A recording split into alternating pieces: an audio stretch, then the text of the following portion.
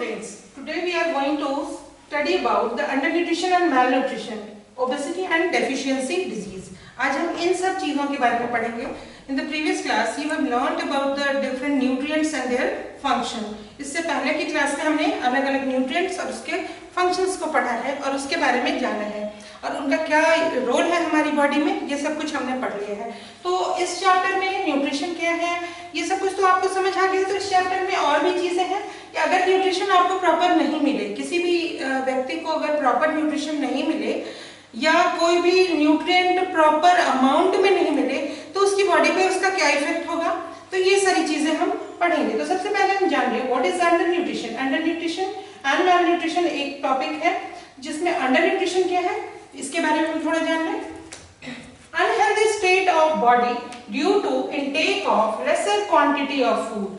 अगर आपको आपने मान लो कि बैलेंस डाइट तो है, मतलब आपकी फूड में कार्बोहाइड्रेट है, प्रोटीन है, फैट है, विटामिन है, मिनरल्स है, वाटर रफेज सब कुछ प्रॉपर है, लेकिन अगर वो कम है, बहुत थोड़ा थोड़ा आपको दिया जाए, थोड़ा सा कार्बोहाइड्रेट, थोड़ा सा जितना रिक्वायर्ड अमाउंट में नहीं, यानी जो जितना अमाउंट आपकी बॉडी को चाहिए उतना ना मिले, उससे कम मिले, तो क्या होगा कि आपको प्रॉपर न्यूट्रिएंट आपकी बॉडी को जितनी जरूरत है उसके हिसाब से नहीं मिलेगा और आपकी बॉडी सही तरीके से फंक्शन नहीं करेगी. यानी आपका बॉडी धीरे धीरे वीक होता जाएगा क्योंकि प्रॉपर अमाउंट में उसको न्यूट्रिएंट नहीं मिल रहा है.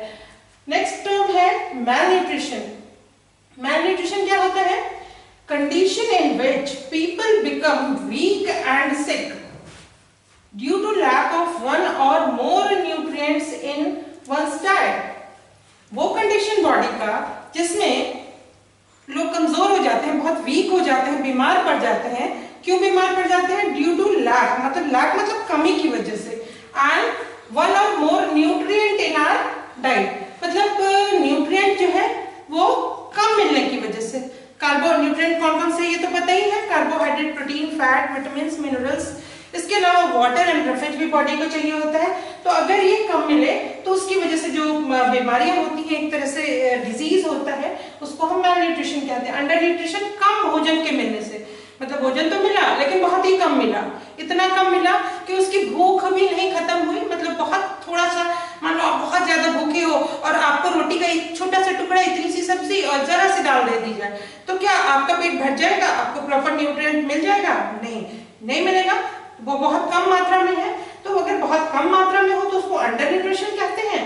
और अगर मिल तो रहा है लेकिन उसमें न्यूट्रिएंट की कमी है, जैसे कार्बोहाइड्रेट ही मिल रहा है या सिर्फ प्रोटीन ही खा रहे हो या सिर्फ आप ऐसी चीजें खा रहे हो जिससे आपको विटामिन और मिनरल तो मिल रहा है ना, तो कार्बोहाइड्रेट मिल रहा है ना, प्रोटीन मिल रहा है, तो हम मैलन्यूट्रिशन कहेंगे. तो अंडर न्यूट्रिशन एंड मैलन्यूट्रिशन क्या होता है ये समझ आ गया हमें.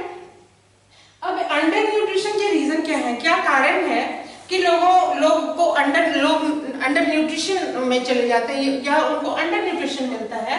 तो इसका पहला कारण है ड्यू टू पॉवर्टी. सारे लोग इतने अमीर नहीं होते, कुछ लोग बहुत गरीब होते हैं, इतने गरीब होते हैं कि वो अपने लिए भोजन भी नहीं जुटा पाते. तो उसकी वजह से, पॉवर्टी मीन्स गरीबी, तो गरीबी की वजह से लोग अंडर न्यूट्रिशन हो सकते हैं. बहुत सारे बच्चे हैं जो बहुत कमजोर होते हैं, उनको प्रॉपर जितना मिलना चाहिए भोजन वो नहीं मिल पाता, वो अंडर न्यूट्रिशन में चले जाते हैं. तो वो किसकी वजह से होता है? पॉवर्टी की वजह से, यानी गरीबी की वजह से. Due to non availability of food. Non availability मतलब पैसे तो है आपके पास, पैसों की कमी नहीं है, आप भोजन खरीद सकते हो, आप खा सकते हो, लेकिन कई बार ऐसा सिचुएशन आता है लाइफ में, जैसे कि अभी भी है, लॉकडाउन है, तो सारे लोग घरों में बंद हैं, तो अभी तो कम से कम राशन और सब्जियां, फल वगैरह मिल रही हैं, लेकिन कई बार ऐसा सिचुएशन आ जाता है जैसे बाढ़ आ गया या किसी पर्टिकुलर एरिया में पूरा सूखा पड़ गया, मतलब उन लोगों को भोजन की एकदम कमी हो गई. तो ऐसे सिचुएशन में लोगों को जब पैसे तो है लेकिन वो खरीद नहीं सकते, उनको अवेलेबल नहीं हो पाता है, तो वैसे सिचुएशन में लोग क्या हो जाते हैं? अंडर न्यूट्रिशन में चले जाते हैं, मतलब उनको प्रॉपर भोजन नहीं मिल पाता है. बाढ़ की वजह से, सूखे की वजह से, या किसी और ऐसी जगह से, मान लो किसी का एयरप्लेन से जा रहे हैं, वो क्रैश हो गया, ऐसे किसी जंगल में चले गए जहाँ पे उनको जल्दी ढूंढा नहीं जा रहा है, लोग फंस गए हैं किसी जगह पे, वहाँ पे पर्याप्त मात्रा में भोजन उपलब्ध नहीं है, तो इन सब की वजह से भी अंडर न्यूट्रिशन हो सकता है, या गरीबी तो सबसे मेन वजह है अंडर न्यूट्रिशन का। अब है मैल न्यूट्रिशन। मैल न्यूट्रिशन आपको बताया था कि भोजन तो मिलता है, भरपेट भोजन मिल जाता है, लेकिन उसमें न्यूट्रिएंट की कमी होती है, यानी जो न्यूट्रिएंट जिस अमाउंट में या प्रॉपर प्रोपोर्शन में मिलना चाहिए उनको फूड के साथ, वो उनको नहीं मिल पाता है। तो इसका रीजन क्या है? रीजन है ड्यू टू केयरलेसनेस और लैक ऑफ एजुकेशन। सबसे इंपॉर्टेंट क्यों कि अगर मान लो कि आप कुछ भी खरीद सकते हो, तो आप सोचोगे कि जब मैं कुछ भी खरीद सकता हूँ तो क्यों ना मैं पूरे दिन पिज्जा बर्गर यही सब खाऊं, चिप्स नूडल्स।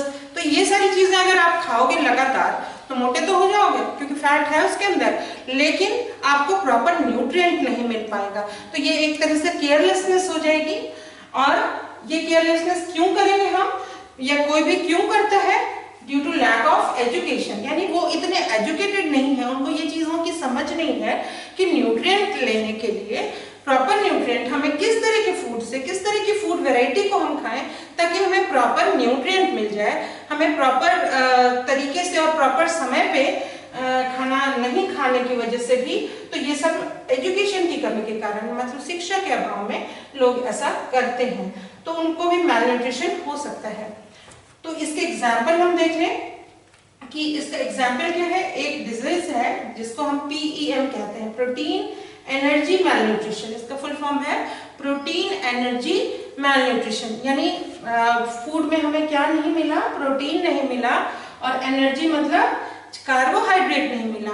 तो इसकी वजह से जो मैल न्यूट्रिशन हुआ उसको हम क्या कहते हैं? PEM। तो due to lesser carbohydrate and protein की वजह से। तो प्रोटीन और कार्बोहाइड्रेट अगर फूड में कम होगा तो हमें जो डिजीज हो जाएगी वो उस डिजीज को हम कहते हैं PEM। अब कुछ खास तरह के डिजीजेस हैं जो PEM की वजह से, प्रोटीन एनर्जी मैलन्यूट्रिशन की वजह से होता है। एक डिजीज का नाम है क्वाशियोरकॉर,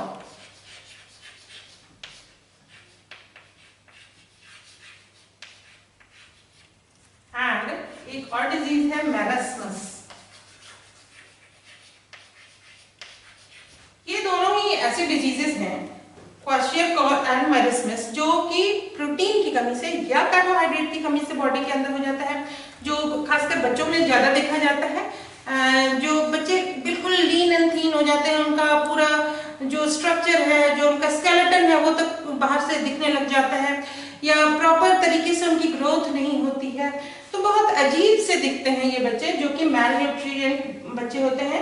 तो ये बीमारियां हैं क्वाशियोरकॉर एंड मैरस्मस, जो कि मेनली प्रोटीन और कार्बोहाइड्रेट की कमी से होता है। तो फूड में हमारे जो न्यूट्रिएंट है उसमें कार्बोहाइड्रेट और प्रोटीन का बहुत बड़ा रोल है। अगर हम ये प्रॉपर अमाउंट में हमारे फूड में नहीं होगा तो हम मैल न्यूट्रिएंट हो जाएंगे या मैल न्यूट्रिशन के शिकार हो जाएंगे।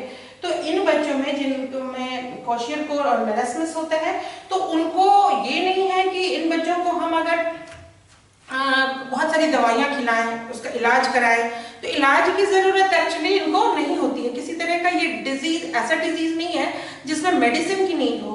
इसमें मेनली बच्चों को प्रॉपर न्यूट्रिएंट देना पड़ता है, उनको ये जानना पड़ता है कि उसको किस न्यूट्रिएंट की कमी है, प्रोटीन और एनर्जी की कमी है, तो उसको carbohydrate rich food, protein rich food अगर हम दें तो फिर हम इस तरह की बीमारियों से उनको बचा सकते हैं। तो इसके लिए एजुकेशन की बहुत जरूरत है। सभी लोगों को एजुकेटेड होना चाहिए, उनको समझ में आना चाहिए कि हम कौन सा भोजन दें ताकि बच्चों का सही विकास हो सके, सही डेवलपमेंट हो सके और वो प्रॉपर ढंग से ग्रो कर सके। क्लियर है? तो ये चीजें हम, मुझे लगता है समझ में आ गया होगा कि अंडर न्यूट्रिशन क्या है, उसका रीजन क्या है, उसको किस तरीके से हम दूर कर सकते हैं। अंडर न्यूट्रिशन है तो नेचुरली उसको प्रॉपर अमाउंट में हम फूड देंगे तो अंडर न्यूट्रिशन दूर हो जाएगा। और प्रॉपर जो फूड हम देते हैं उसमें हमें ये पता हो कि हम उनको प्रॉपर न्यूट्रिएंट दे रहे हैं या नहीं, तो मैल न्यूट्रिशन को हम दूर कर सकते हैं। तो ये दोनों चीजें आपको क्लियर हो गई होंगी इस लेक्चर में। अब हम एक और इम्पॉर्टेंट चीज के बारे में पढ़ेंगे, ओबेसिटी। ओबेसिटी का मतलब क्या होता है? ओबेसिटी मीन्स मोटापा। कुछ लोग हैं जो कि आपको दिखते होंगे कि काफी मोटे हो गए हैं, इतने मोटे हो गए हैं कि उनका चलना फिरना भी मुश्किल है। तो उसी कंडीशन को, बॉडी की इस कंडीशन को जब वो प्रॉपरली वर्क नहीं कर पाए मोटापे की वजह से, तो इस कंडीशन को हम क्या कहते हैं? ओबेसिटी कहते हैं। क्लियर है? तो हमारा नेक्स्ट टॉपिक है ओबेसिटी, यानी मोटापा। हिंदी में बोलते हैं इसको मोटापा। ये क्यों होता है? एक्सेसिव एक्यूमुलेशन ऑफ फैट, यानी अगर बॉडी में फैट बहुत ज्यादा जमा हो जाए तो ओबेसिटी होता है। ठीक है? तो हम कह सकते हैं body condition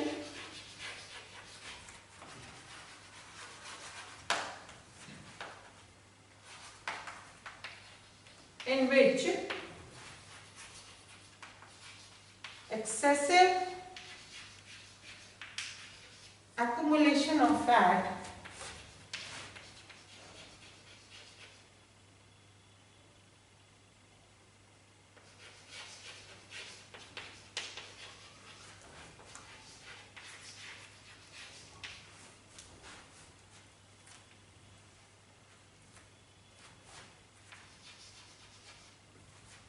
due to a person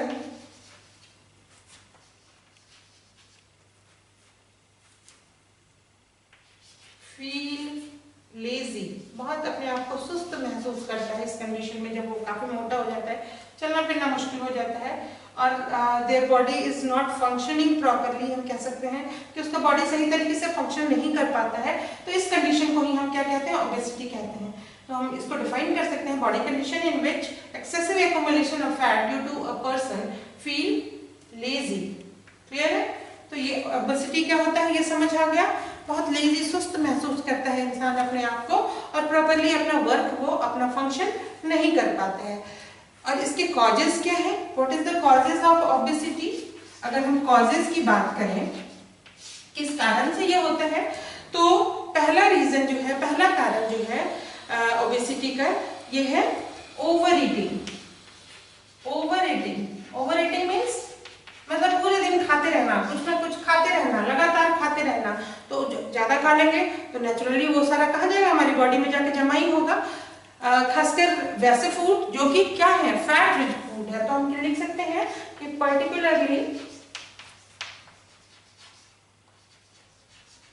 fat rich food, यानी ऐसे फूड जिसमें फैट बहुत ज्यादा है, बहुत घी, तेल, ऑयल, मतलब बहुत सारा मक्खन, ठीक है ना, इस तरह की चीजें अगर हम खाएंगे, बहुत सारा फैटी चीज खाएंगे, फ्राइड फूड आइटम खाएंगे, तो हमारे बॉडी में क्या होगा? बहुत सारा फैट जमा हो जाएगा। तो हम कह सकते हैं बहुत ज्यादा खाने की वजह से, खासकर वैसा भोजन जो कि हमारी बॉडी में फैट को जमा कर रहा है, जिसमें फैट बहुत ज्यादा है, तो उस वैसी चीजों से हमें ओबेसिटी हो जाता है। दूसरा एक और रीजन है hormonal imbalance.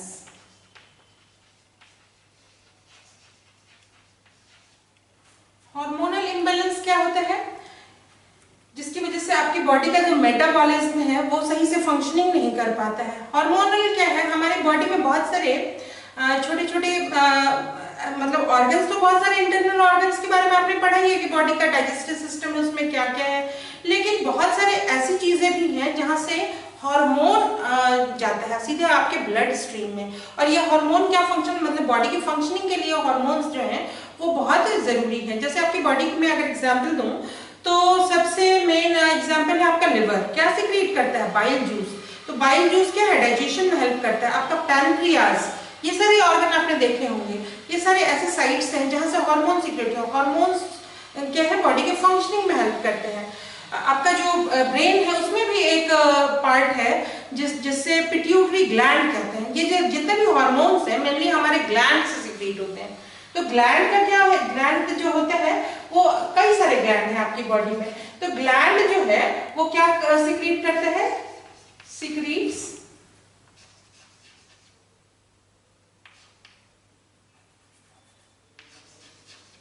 Hormones.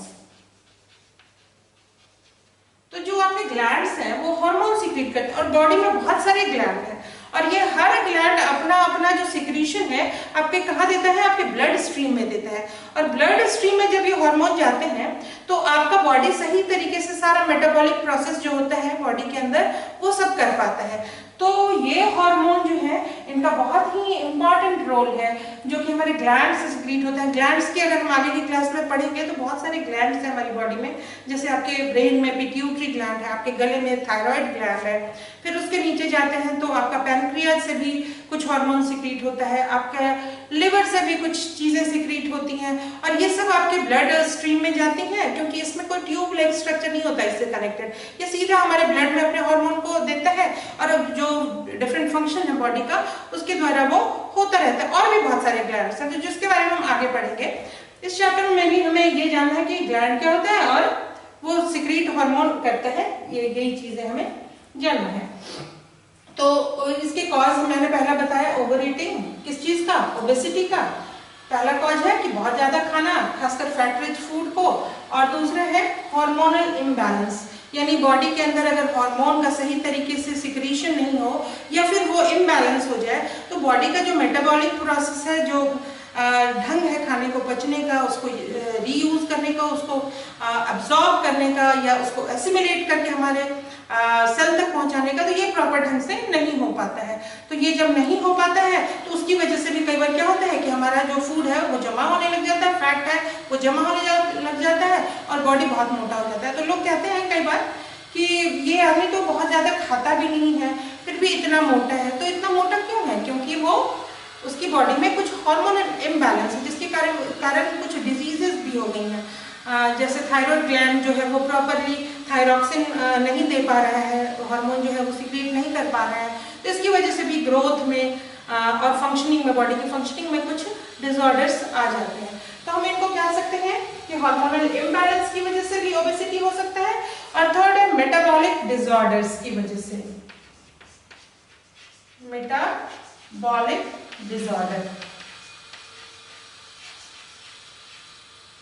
Metabolic disorder क्या है कि आपका जो डाइजेस्टिव सिस्टम है जो कि फूड को डाइजेस्ट करता है, तो जो मेटाबॉलिक सिस्टम है आपका, ये जो उसमें अगर कुछ गड़बड़ हो जाए, उसमें प्रॉपर सिक्रीशन नहीं पहुंच पाए, सही तरीके से उसको पच नहीं पाए, अब्सॉर्ब नहीं हो पाए, एसिमिलेट वो सही से नहीं कर पाए बॉडी के अंदर, तो कुछ गड़बड़ियां हो जाती हैं। उसकी वजह से भी कई बार मोटापा बढ़ने लग जाता है। तो ये मेटाबॉलिक डिसऑर्डर्स की वजह से भी होता है।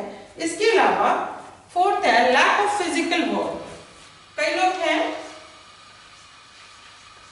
जो कि खाते तो रहते हैं लेकिन काम नहीं करते, फिजिकल वर्क नहीं करते। स्पेशली फिजिकल वर्क कहने का मतलब कि एक्सरसाइज वगैरह करना या घर के काम करना या बाहर के काम करना, मतलब उनकी बॉडी को एक्टिव रखना।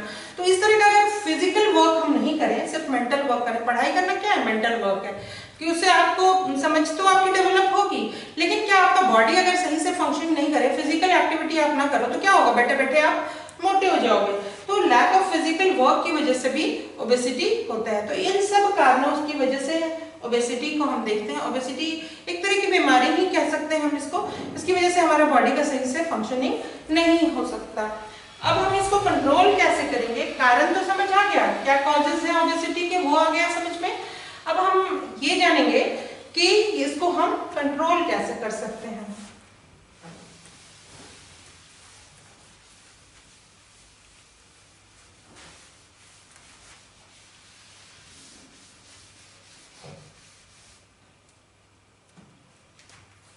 Ways to control obesity.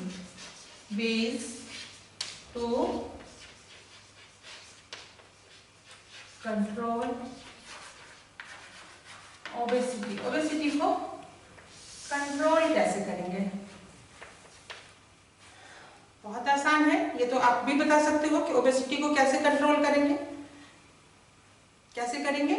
थोड़ा कम खाएंगे, टाइम टू टाइम खाएंगे, जिस टाइम खाने का टाइम है उसी टाइम खाएंगे, फालतू दिन भर नहीं खाते रहेंगे, या बहुत सारा फैट रिच फूड नहीं खाएंगे और फ्राइड वगैरह जो पिज्जा बर्गर इस तरह की चीजें नहीं खाएंगे जिससे मोटापा हो, तो हम उसको कंट्रोल कर सकते हैं। दूसरा कि फिजिकल एक्सरसाइज, खेलेंगे कूदेंगे भागेंगे दौड़ेंगे, यानी फिजिकल एक्सरसाइज करेंगे, योगा करेंगे, एक्सरसाइज करेंगे, तो इसकी वजह से भी हम अपने ओबेसिटी को कंट्रोल कर सकते हैं। थर्ड है कि taking medicine to correct hormonal imbalance. तीसरा पॉइंट हम क्या कह सकते हैं कि हमारे शरीर में अगर कोई हार्मोनल इम्बैलेंस है, हार्मोन का सिक्रेशन प्रॉपर नहीं हो रहा है या ज़्यादा हो रहा है जिसकी वजह से मोटापा हो रहा है, तो उसके लिए दवाइयाँ खाएंगे, डॉक्टर को दिखाएंगे और मेडिसिन लेंगे ताकि वो सही हो जाए और ये सही से फंक्शनिंग करे। तो ये तीसरा कारण है, तीसरा तरीका है जो हम अपने ओबेसिटी को कंट्रोल करने के का।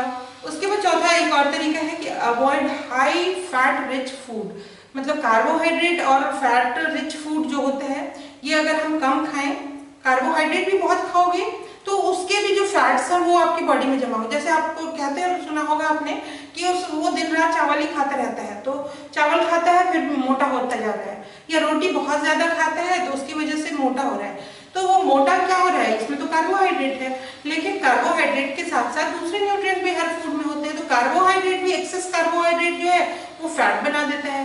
तो ये जो हाई फैट और कार्बोहाइड्रेट रिच फूड है इससे हम बचेंगे। तो ये तीन तरीके हैं जिसकी वजह से हम अपने आप को ओबेसिटी से बचा सकते हैं। तो हम लिख लें इसको कि पहला तरीका क्या है इससे बचने का। सबसे पहला तरीका है फिजिकल एक्सरसाइज। बहुत सारा एक्सरसाइज करेंगे, साइकिलिंग, स्विमिंग, ये सब भी एक्सरसाइज है। तो ये सब करते रहेंगे तो मोटे नहीं होंगे, ओबेसिटी नहीं होगा। दूसरा है taking medicine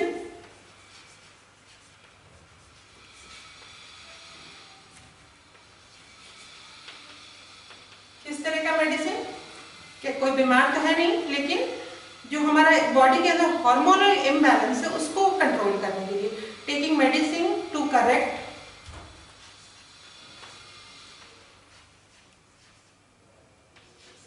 hormonal imbalance.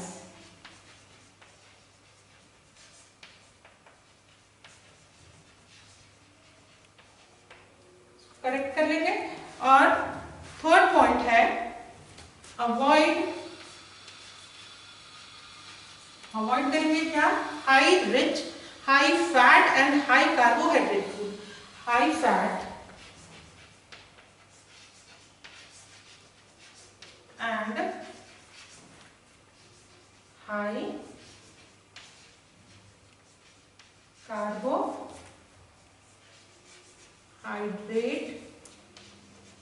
Rich food, इनको अवॉइड करेंगे। बहुत ज्यादा कार्बोहाइड्रेट नहीं खाएंगे और बहुत ज्यादा फैट वाली चीजें हम नहीं खाएंगे, वो भी खाएंगे लेकिन लिमिटेड खाएंगे, तो हमें मोटापा नहीं होगा। लोग कई बार क्या होता है कि सोचते हैं कि अगर हम खाएंगे ही नहीं तो हम क्या मोटापे से बच सकते हैं, लेकिन ये भी गलत है। आपको प्रॉपर जो बैलेंस डाइट है वो तो लेना ही चाहिए। अगर बैलेंस डाइट नहीं लेंगे, अगर भूखे ही रह जाएंगे तो क्या हो जाएगा, अंडर न्यूट्रिशन हो जाएगा, मैल न्यूट्रिशन हो जाएगा। तो वो नहीं करना है, लेकिन हमें ज्यादा फैट और ज्यादा कार्बोहाइड्रेट रिच फैट जरूरत से ज्यादा नहीं लेना चाहिए। क्लियर है? तो ओबेसिटी से हम बच सकते हैं। अब ओबेसिटी को हम क्या कहते हैं, ओबेसिटी क्या है, आजकल आप देखते हो कि बहुत ज्यादा मतलब ओबेस लोग नजर आने लग गए हैं। ये जो है एक प्रॉब्लम बनता जा रहा है हमारे लिए। तो हम ओबेसिटी को हेल्थ हजार्ड भी कहते हैं। क्या कहते हैं ओबेसिटी को? ओबेसिटी क्या कहते हैं, एक टॉपिक है हमारा ओबेसिटी। आपकी बुक अगर देखेंगे आप तो उसमें दिया हुआ है ओबेसिटी अ हेल्थ हजार्ड, हेल्थ हजार्ड। अब ये हेल्थ हजार्ड क्या है, ये आपके हेल्थ को किस तरीके से नुकसान पहुंचाता है, ये किस तरह से हजार्ड से बहुत नुकसानदेह है। क्योंकि आप देखोगे कि जो मोटे लोग होते हैं, जो ओबेस पीपल होते हैं, वो ना तो एक्टिव होते हैं, बहुत लेजी हो जाते हैं, बहुत सुस्त रहने लग जाते हैं और उनको बहुत सारी दूसरी डिजीजेस भी होने लग जाती हैं। तो हम कह सकते हैं कि ऐसे लोग जो कि एक्टिव नहीं हो रह पाते, काम नहीं कर पाते, चल फिर, इवन कि कई बार लोग तो ढंग से चल फिर भी नहीं पाते, तो इस तरीके से वो बहुत सारी दूसरी बीमारियों के भी शिकार हो जाते हैं। और अगर ये ओबेसिटी हो जाए तो इससे क्या क्या प्रॉब्लम हमारी बॉडी में हो सकता है, उसको वन बाय वन देख लेते हैं।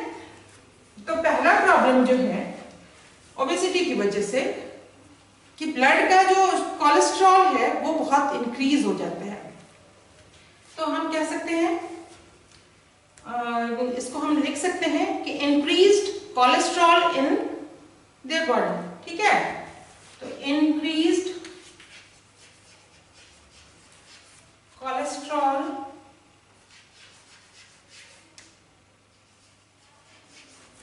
In body.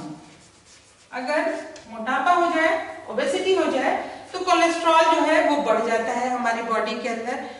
कोलेस्ट्रॉल एक्चुअली होता कहाँ है, बॉडी नहीं कह सकते, बॉडी की जगह हम ब्लड कहें कि हमारे ब्लड में कोलेस्ट्रॉल बहुत बढ़ जाता है। तो ब्लड में कोलेस्ट्रॉल क्या है, दो तरह के कोलेस्ट्रॉल भी होते हैं। आपने देखा होगा बहुत सारे फैट रिच चीजों पे लिखा होता है कि हाई कोलेस्ट्रॉल, लो कोलेस्ट्रॉल, ये चीजें लिखी होती है, गुड कोलेस्ट्रॉल, बैड कोलेस्ट्रॉल। तो इस तरीके से आपने सुना होगा। तो इससे क्या होता है कि हमारा ब्लड जो है थोड़ा थिक हो जाता है, वो प्रॉपर फ्लो नहीं कर पाता, मतलब हार्ट तक वो जो जाता है और वहां से हार्ट जो पंप करते हैं, तो हमारे जो वो जो है कोलेस्ट्रॉल की वजह से जो ब्लॉकेज होता है, जो ट्यूब्स लाइक स्ट्रक्चर होता है जिससे ब्लड आता है, तो वो उसमें जमा होने लग जाता है ये कोलेस्ट्रॉल, और फिर उसका मूवमेंट प्रॉपरली हमारे बॉडी के अंदर ब्लड का नहीं हो पाता। तो इसको हम कह सकते हैं कि ब्लड में कोलेस्ट्रॉल बढ़ गया है, वो थोड़ा सा थिक हो गया है, कोलेस्ट्रॉल की मात्रा ज्यादा हो गई है, जिससे वो सही से फ्लो नहीं कर पा रहे हैं, और इसकी वजह से बहुत सारे प्रॉब्लम हो सकते हैं। क्या क्या प्रॉब्लम हो सकते हैं? हार्ट डिजीज का नाम सुना होगा आपने कि उसे हार्ट डिजीज है, तो उसको हम कहते हैं कार्डियोवास्कुलर डिसऑर्डर्स। कार्डियोवास्कुलर डिसऑर्डर्स, ये कुछ टर्म्स हैं, साइंस टर्म्स, जिनको जानना जरूरी है। नॉर्मल भाषा में तो हम घरों में सुनते हैं लोगों को, लेकिन ये थोड़े साइंस वाले टर्म है। आप साइंस के स्टूडेंट हो तो ये टर्म्स आपको ज्यादा सूट करता है। कार्डियोवास्कुलर डिसऑर्डर हो जाता है, डिसऑर्डर कहने का मतलब कि प्रॉब्लम हो जाता है, कुछ गड़बड़ियां हो जाती हैं, जिसकी वजह से दूसरी भी चीजें होती हैं, सच एज हाइपरटेंशन। अब ये हाइपरटेंशन क्या है? हाइपरटेंशन को अगर नॉर्मल भाषा में हम देखें तो आप कह सकते हो कि हाई बीपी। क्या कह सकते हो? High BP. BP means blood pressure, यानी ऐसे लोगों का ब्लड प्रेशर भी बढ़ जाता है, तो हाई बीपी के ये शिकार हो सकते हैं। इनका जो कार्डियोवास्कुलर डिसऑर्डर में ये आता है, हाई बीपी मतलब बहुत ज्यादा ब्लड प्रेशर, ब्लड का प्रेशर बढ़ जाता है। उसके अलावा आर्टरियोवास्कुलरेसिस भी हो जाता है। आर्टरियो थोड़ा सा टफ नाम है, लेकिन हमें जानना है इसको। आर्टेरियो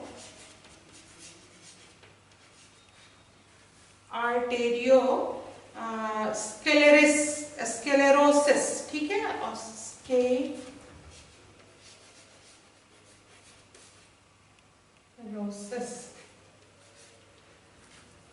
आर्टेरियोस्क्लेरोसिस जो है एक ऐसा डिजीज है जिसमें हमारा आर्टरी है वो ब्लॉक हो जाता है। आर्टरी कहाँ पे होता है आपके पता है? आर्टरी और वेन दो तरह के ट्यूब लाइक स्ट्रक्चर जो ब्लड को लेके जाता है। आर्टरी जो है जो आपके ब्लड को आपकी बॉडी पार्ट तक पहुंचाता है, वो आपके हार्ट से जब ब्लड पंप होता है तो वो हमारे आर्टरी में जाता है और आर्टरी उसको हर सेल तक पहुंचाता है। तो आर्टरियोस्क्लेरोसिस जो ये डिजीज है, तो हमारा आर्टरी में ब्लॉकेज होना शुरू हो जाता है। इसको हम अगर सिंपल साधारण भाषा में कहेंगे तो ब्लॉकेज ऑफ आर्टरी कह सकते हैं, ठीक है, ब्लॉकेज ऑफ आर्टरी, यानी आर्टरी जो है वो ब्लॉक होने लग जाता है और ब्लड को का फ्लो सही तरीके से वो नहीं कर पाता है, और इसकी वजह से कोरोनरी अटैक होना शुरू हो जाता है। एंड कोरोनरी अटैक, ये कोरोनरी अटैक क्या है? हार्ट अटैक का नाम सुना होगा। अगर आर्टरी में सही तरीके से ब्लड नहीं जाएगा तो क्या होगा कि हार्ट अटैक होने की, क्योंकि ब्लड तो बहुत तेजी से पंप करता है और आपके आर्टरी जो है वो ब्लॉक है, वो ब्लड को पहुंचाएंगे नहीं, तो वो क्या होगा, वो वहां पे प्रॉब्लम क्रिएट करेगा और वापस हार्ट में वो जाने की कोशिश करेगा, जिससे क्या होगा, हार्ट अटैक का खतरा बढ़ जाएगा। ठीक है, समझ आ गया होगा। ये तीसरी एक और डिजीज है, बहुत ही कॉमन, आजकल ज्यादातर लोगों को हमने सुना है कि वो उनको डायबिटीज हो गया है, शुगर की भी बीमारी कहते हैं इसको। तो ब्लड में शुगर लेवल को भी ये बढ़ाता है मोटापा, क्योंकि उसमें हमारा जो हार्मोन है मेनली वो कंट्रोल करता है। कौन सा हार्मोन? शुगर को कंट्रोल करता है।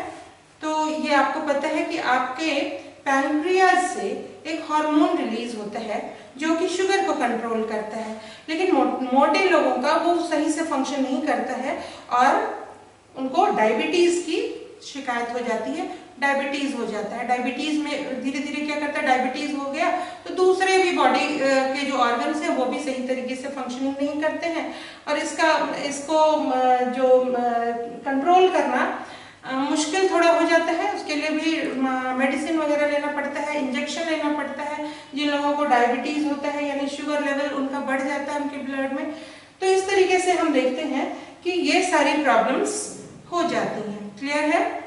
अब हम एक और टॉपिक हमारा है डेफिशिएंसी डिजीज, जो कि आज हम अपनी इस क्लास में थोड़ा इसके बारे में आपको बता दूंगी। वैसे डिटेल ये थोड़ा सा एक लंबा टॉपिक है डेफिशिएंसी डिजीज। बहुत सारी चीज़ों से हमें डेफिशिएंसी डिजीज होता है, इसके बारे में हम नेक्स्ट क्लास में पढ़ेंगे, लेकिन अभी मैं इसके बारे में थोड़ा सा आपको बताती हूँ।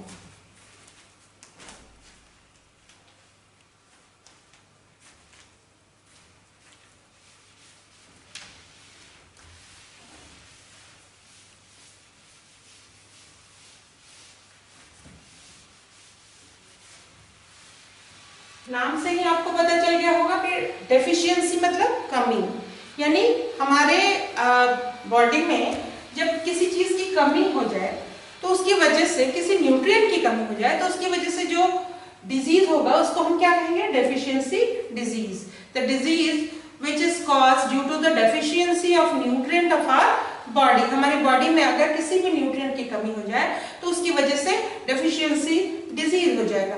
अब ये डेफिशिएंसी डिजीज जो है वो किस कारण से हुआ ये तो समझ हमें आ गया, लेकिन क्या ये बीमारी अगर किसी एक पर्सन को हो जाए तो क्या उससे वो दूसरे तक जा सकती है? नहीं, क्योंकि ये कैसी बीमारी है? ये नॉन कम्युनिकेबल है, यानी कम्युनिकेट नहीं करती, एक पर्सन से दूसरे पर्सन में नहीं होता ये बीमारी। तो इसको हम डिफाइन कर सकते हैं, डेफिशिएंसी डिजीज को कैसे डिफाइन कर सकते हैं? The disease is which is caused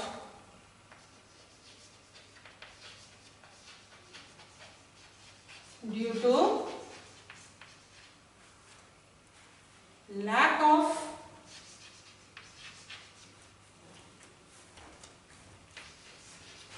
one or more nutrient।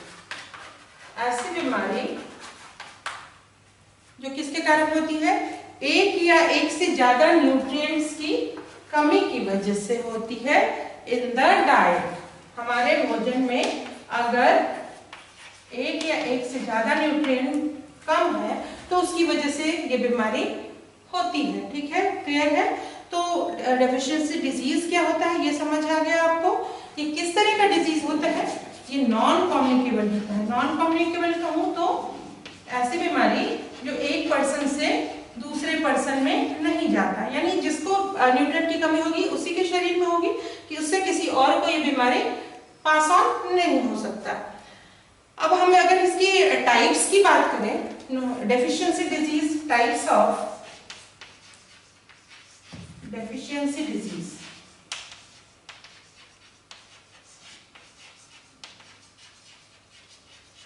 तो मेनली कितने टाइप के हैं डेफिशिएंसी डिजीज? मेनली 3 टाइप के हैं। कौन कौन से? पहला PEM। PEM का मतलब बताया था इससे पहले, protein energy malnutrition. Protein energy malnutrition यानी फूड में प्रोटीन और एनर्जी की कमी, कार्बोहाइड्रेट की कमी की वजह से PEM होता है। उसके बाद है mineral deficiency disease. Mineral deficiency disease. And third है विटामिन डेफिशिएंसी डिजीज।